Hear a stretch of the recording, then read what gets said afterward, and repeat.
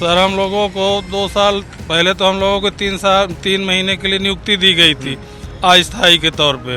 फिर जैसे जैसे कोविड बढ़ता गया हम लोगों को भी इस एक्सटेंशन लेटर आता गया। 2022 के बाद हमारे सभी साथी बेरोजगार हैं और बेरोजगारी का दंश झेल रहे हैं। लेकिन मध्य प्रदेश सरकार में जो है हम लोग आज जो है 31 मार्च 2022 से घर में बैठे हुए हैं। अब खाली कहीं जाने लायक नहीं है। कोविड वाले हैं 3 को नहीं रखेंगे। जहां काम कर रही थी वहां से भी निकाला गया। कोविड के दौरान इमरजेंसी ड्यूटी देने वाले डॉक्टर्स और पैरामेडिकल के स्टाफ के लोग आज बेरोजगार हैं। मध्य प्रदेश के मुख्यमंत्री और मध्य प्रदेश की सरकार से उम्मीद कर रहे हैं कि उनको दोबारा नियुक्ति दी जाए। इस वक्त भोपाल में है प्रदेश भर के डॉक्टर्स और पैरामेडिकल स्टाफ के लोग और आज doctor Rajendra Shukla deputy CM Madhya Pradesh से मुलाकात करके लौटे हैं। आश्वासन भी शायद मिला है, लेकिन पहले बात करते हैं क्या आप लोग चाहते हैं और क्या आप लोग के साथ हुआ है। 2 साल आप लोगों ने सर्विस करी, उसके बाद क्या हुआ? सर हम लोगों को 2 साल पहले तो हम लोगों को 3 महीने के लिए नियुक्ति दी गई थी अस्थायी के तौर पे। फिर जैसे जैसे कोविड बढ़ता गया हम लोगों को भी इस एक्सटेंशन लेटर आता गया। जब जैसे जैसे कोविड धीरे धीरे ख़त्म हुआ उन्होंने हमको बजट का हवाला देके पूरे जो मध्य प्रदेश के अस्थायी कोविड-19 में जो भी कर्मचारी थे, डॉक्टर, नर्स, स्टाफ नर्स, सभी को एक साथ उन्होंने बजट का हवाला देके हम लोगों को बाहर कर दिया। ये किस सन और किस महीने की बात है? ये 31 मार्च 2022 की बात है। जी सर। और 2022 से फिर आप लोग क्या कर रहे हैं? 2022 के बाद हमारे सभी साथी बेरोजगार हैं और बेरोजगारी का दंश झेल रहे हैं। लगभग 2 साल हो गए आप लोग हम 2 साल से हम लोग सब घर में बैठे हुए हैं। सेवाएं जो है हमने सरकार में शासन प्रशासन के मार्गदर्शन में दी और जो है दूसरे राज्यों में जैसे भगवंत मान है पंजाब में, उन्होंने जो भी कोरोना में दरमियान उनकी नियुक्तियां दी गई थी उनको सबको वापस ले लिया गया है। यूपी में योगी सरकार है, वहाँ पर जो कोरोना योद्धाएं जो है काम किए 2 साल 2.5 साल उनको सबको सेवाएं में वापस ले लिया गया है। और हाँ वहाँ रेगुलर अभी उन्होंने ये कह दिया है हम आपको संविदा संविलियन भी करेंगे, तो जो है सेवाओं में उसको निष्कासित नहीं करे हैं। लेकिन मध्य प्रदेश सरकार में जो है हम लोग आज जो है 31 मार्च 2022 से घर में बैठे हुए हैं। लगभग 2 साल हो गए हैं। 2 साल से आप लोग बेरोजगार हैं, क्या 2.5 साल हो गए हैं, क्या उम्मीद कर रहे हैं? पहली बात तो ये बताइए कि कमिटमेंट क्या था उस वक्त जब कोविड काल में आप लोगों को इमरजेंसी के लिए आप लोगों को कॉल किया गया था? उस समय कमिटमेंट यही था कि मतलब आप लोगों को कोविड में रखा जा रहा है, 3 महीने के लिए रखा गया था, लेकिन कोविड का समय बढ़ता गया और हम लोग को 3 महीने का एक्सटेंशन देता गया और फिर धीरे धीरे करके हमको 2 साल तक क्या कहते हैं काम कराया गया। और 2 साल के बाद में हमको 31 मार्च कुछ लोगों को पहले निकाला गया था, कुछ लोग और जो बचे हुए थे उनको 31 मार्च 2022 को निकाल दिया गया। कुल कितनी संख्या थी आप लोगों की जब एक साथ सब लोग को रखा गया था? जब शुरुआत में जो नियुक्ति की गई थी उस समय हमारी संख्या लगभग 5,000 थी पूरे प्रदेश में। और जब निकाला गया है तब लगभग 2 से 2,500 संख्या थी। और बाकी 2,500 लोग कहाँ हैं? बाकी 2,500 लोग भी यही हैं। 1,500 लोग आए हैं, कुछ मंत्री जी के बंगले में हैं, कुछ यहाँ हैं, कुछ माननीय मुख्यमंत्री जी से मिलने का प्रयास कर रहे हैं। तो इस तरह से टुकड़ियों में हमारी टीम जो है बनी हुई है, क्रमशः उनको निकाला गया। एक साथ सबको फायर नहीं किया गया, धीरे धीरे करके निकाला गया। मैडम आप ये बताइए कैसे गुजर बसर हो रहा है? पिछले 2 साल से आप लोग बेरोजगार हैं। बहुत मुश्किल पड़ रहा है गुजर, क्योंकि जो भी रोजगार था वो खत्म हो गया है। अब खाली कहीं जाने लायक नहीं है। कोविड वाले हैं 3 को नहीं रखेंगे। जहां काम कर रही थी वहां से भी निकाला गया है। अब आशा यही है सर कि फिर से रखा जाए हम लोग का। हस्बैंड भी मेरे गुजर गए हैं कोविड काल में भी काम करती थी। कोविड के दौरान ही आपके हस्बैंड गुजर गए? कैसे, वो भी स्टाफ में थे? सर वो मना कर रहे थे कि कोविड में काम ना करो, घर में कोरोना फैलाओगी, हर एक बात थे कि ना करो। फिर हो गया, उनको एक्सपायर हो गया सर। अब इसके बाद फिर से मैं बोली कि नहीं करूँगी। हस्बैंड गुजर गया तो मेरी हैसियत नहीं हुई करने के लिए। फिर से बुलाया गया कि नहीं तुम करो, रखेंगे। अब सर यहाँ से बोल दिए कि नहीं रखेंगे, तो वहाँ से भी निकाल दिए।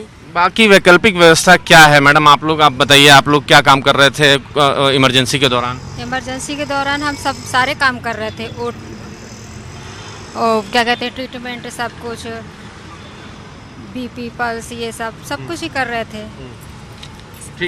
ठीक है। आप मैडम आप ये बताइए कि अब आप लोग की ज़िंदगी कैसे गुजर रही है? पिछले 2.5 साल से सर इस समय तो बेरोज़गार हैं हम लोग पूरी तरीके से, ना हमारे पास ना जॉब है ना कुछ है। मैं यहीं भोपाल में जीएमसी में ही करती थी काम। उसके बाद अब दूसरी जगह, हर जगह जहाँ भी जॉब के लिए हम जाते हैं, हमारे पास कोई अब एक्सपीरियंस भी नहीं है ऐसा कुछ खास। उस समय हम जहाँ रेगुलर बेसिस पे काम कर रहे थे वो भी हम छोड़ चुके थे कोरोना की वजह से, वहाँ पर काम में लगे थे। अब उसके बाद कुछ नहीं है अब हमारे पास करने के लिए, सब बेरोज़गार है, इसलिए तो यहाँ पर आए हुए हैं काम मांगने कि हमें लिया जाए फिर से कहीं। क्या आश्वासन मिला है आप लोग कितने मंत्रियों से? आश्वासन ये मिला, उन्होंने कहा है कि हम आप लोगों को वरीयता देंगे और आपको 10% 20%, तो सर हमको 10% 20% नहीं चाहिए, हमको कहीं ना कहीं मर्ज किया जाए, क्योंकि हमने उस समय ऐसे महामारी में काम किया है। अपना क्लिनिक बंद जो किए थे तो वो भी हम लोगों का धंधा पानी बंद हो गया, क्योंकि हमने 2 साल वहाँ काम किया। उस समय हमारी जो क्लिनिकें थी वो सब बंद हो गई, जब पेशेंट इधर उधर हो गए। अब मैडम आप लोग ये बताइए कैसे गुजर बसर अभी चल रहा है? पिछले 2.5 साल से आप लोग जो है सर हम लोग अभी इधर उधर भटक रहे हैं। सारे मंत्री विधायक हर एक कोई ऐसे बाकी नहीं, सभी लोग के पास हम लोग जाकर अपना प्रस्ताव रखे हैं, लेकिन कोई हमारी सुनवाई नहीं कर रहे हैं। हम प्राइवेट जॉब में क्या 8,000 7,000 की नौकरी मिल रही है, इसी में हम अपने परिवार पाल रहे हैं, कर रहे हैं। कमिटमेंट किसकी तरफ से था और पिछली सरकार में, और क्या कमिटमेंट था? माननीय मामा जी की तरह। मैं आपसे आपके माध्यम से बताना चाहूँगा कि परम सम्मानी जो हमारे पिछली सरकार के मुखिया माननीय शिवराज सिंह जी चौहान थे, उन्होंने स्पष्ट रूप से हम लोगों को बालाघाट में घोषणा की थी, और उसका वीडियो भी है हमारे पास, कि आप लोगों को हम जल्द से जल्द आप लोगों की संविदा सम्मेलन करके चुनाव से पहले आपका करेंगे। लेकिन उसी दरमियान आचार संहिता लग जाने के कारण काम हम लोग का अधूरा रहा। तब से अभी तक रुका हुआ है। क्या अब आश्वासन मिला है आप लोगों को जहाँ जहाँ मंत्रियों के पास गए?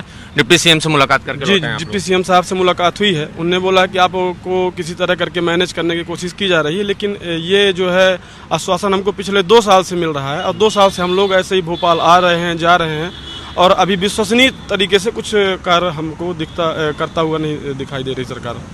जी हाँ, आज हमारे प्रदेश से माने पूरे प्रदेश से हजारों हजार की संख्या में हमारे आयुष चिकित्सक, lab technician, pharmacist, staff nurse, support staff, सफाई कर्मचारी, जिनको कोविड के समय जिन्होंने काम किया था, जिन्होंने अपनी जान को जोखिम में डाल करके अपने परिवार से दूर रह करके 24/7 काम किया था, उनको 2 साल सेवाओं को करवाने के बाद उनकी सेवाओं को ख़त्म कर दिया गया और उनको बेरोजगार कर दिया गया था बजट का हवाला दे करके। उसी संबंध में आज हम सब उप मुख्यमंत्री जी से ये मांग करने के लिए आए थे कि हम सभी की जो सेवाएं हैं उसको सुचारू रूप से फिर से बहाल कर दी जाए। जिस तरह से भारतवर्ष के अन्य प्रदेशों में जो जैसे उत्तर प्रदेश है, पंजाब सरकार है, वहाँ पर हरियाणा है, महाराष्ट्र है, कई सब वहाँ पर कंटिन्यू सर्विसेज हैं, और उनको फिर से माने संविदा में सम्मिलन कर नियमित करने की कार्यवाही की जा रही है वो प्रचलन में।